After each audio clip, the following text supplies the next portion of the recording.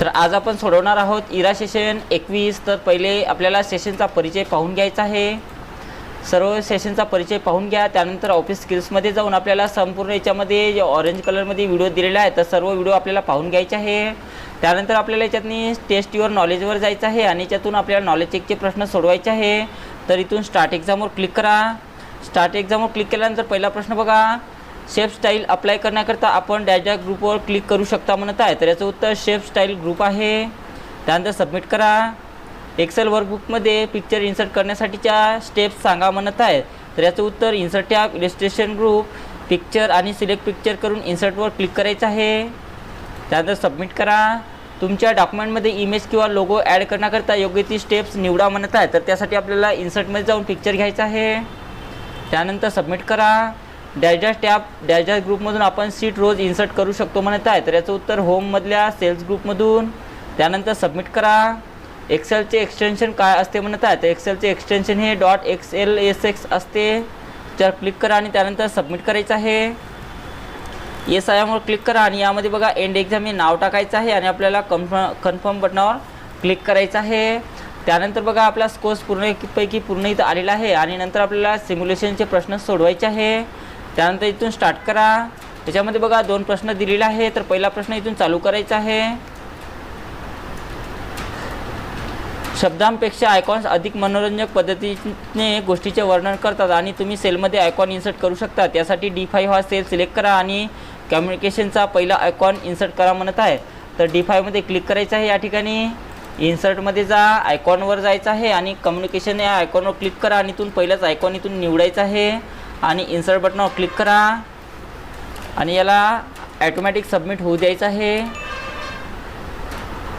त्यानंतर next questions, तुम्ही सेलमध्ये पिक्चर इन्सर्ट करू शकता। आता C5 हा सेल सिलेक्ट करा आणि त्यामध्ये कंपनीचा लोगो इन्सर्ट करा म्हणत आहे। तर C5 वर क्लिक करायचं आहे।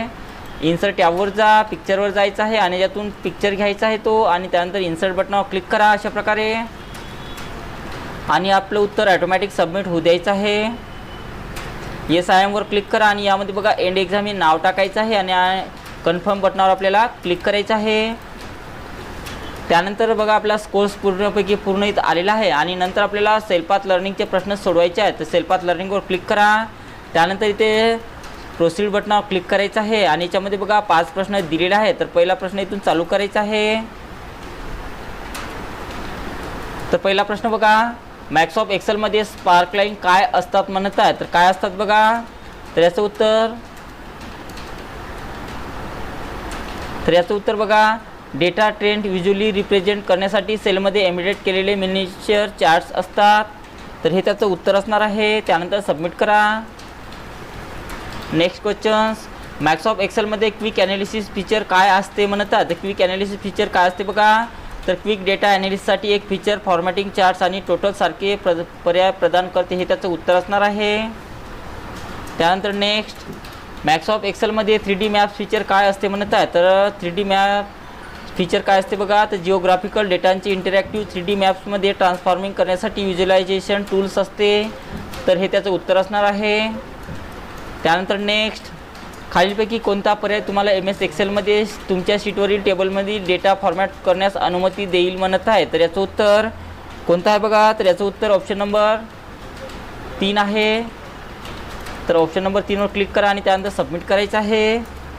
त्यानंतर नेक्स्ट क्वेश्चन्स, मायक्रोसॉफ्ट एक्सेलमधील टेक्स्ट बॉक्स फीचरचा प्राथमिक उद्देश काय आहे म्हणत आहे। तर याचं उत्तर बघा, हे सेलच्या ग्रीड लाईनपासून वेगळे स्प्रेडशीटचे टेक्स्टचे बॉक्स इन्सर्ट आणि कस्टमाइज करण्यासाठी वापरले जाणारे टूल्स आहे।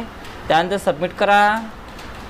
त्यानंतर येसवर क्लिक करायचं आहे आणि त्यानंतर गो टू होमवर आपल्याला क्लिक करायचं आहे।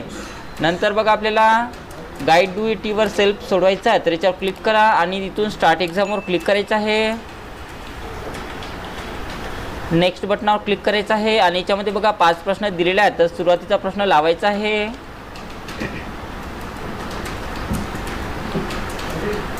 दाखवण्यात आलेल्या एक्सेल शीटमध्ये ओल शेप इन्सर्ट करण्यासाठी या पद्धतीचा वापर करा म्हणत आहे। तर त्यासाठी आपल्याला इन्सर्ट टॅबवर जायचं आहे।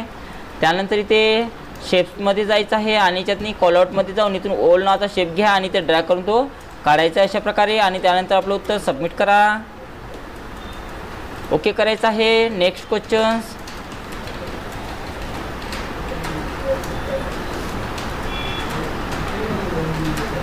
फिल्टर ग्रुपमधील स्लायसर ऑप्शन वापरण्यासाठी दिलेल्या एक्सेल शीटमध्ये नंतर इन्सर्ट टॅबवर जा. आता स्लायसर ऑप्शनवर क्लिक करा आणि फोटो बॉक्स ऑप्शन सिलेक्ट करून फिल्टर लागू करा आणि शेवटी ओके बटनावर क्लिक करा म्हणत आहे.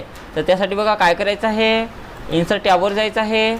त्यानंतर फिल्टरच्या ग्रुपमध्ये जाऊन इथे स्लायसरवर जा आणि फोटोच्या बॉक्सवर राईट क्लिक करायचं आहे आणि त्यानंतर ओके बटनावर क्लिक करा आणि नंतर आपलं उत्तर सबमिट करायचं आहे. पुढचा प्रश्न बघा.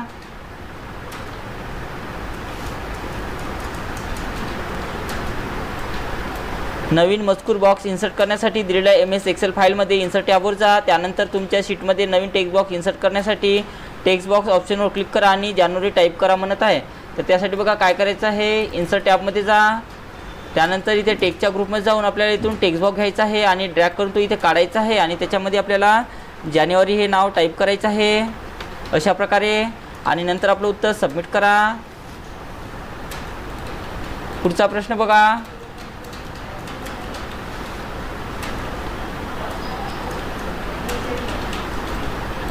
तुमच्या शीटमध्ये बायोन्यूमल थिअरम इन्सर्ट करण्यासाठी दिलेल्या MS एक्सेल फाईलमधील इन्सर्ट टॅबवर जा. सिम्बॉलवर क्लिक करा आणि इक्वेशन सिलेक्ट करा. ते इन्सर्ट करण्यासाठी बायोन्यूमल थिअरम इक्वेशन सिलेक्ट करा म्हणत आहे. तर या ठिकाणी क्लिक करा, इन्सर्टमध्ये जायचं आहे.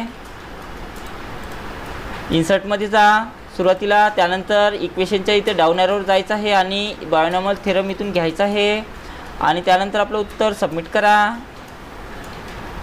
ओके करायचं आहे. आणि शेवटचा प्रश्न बघा.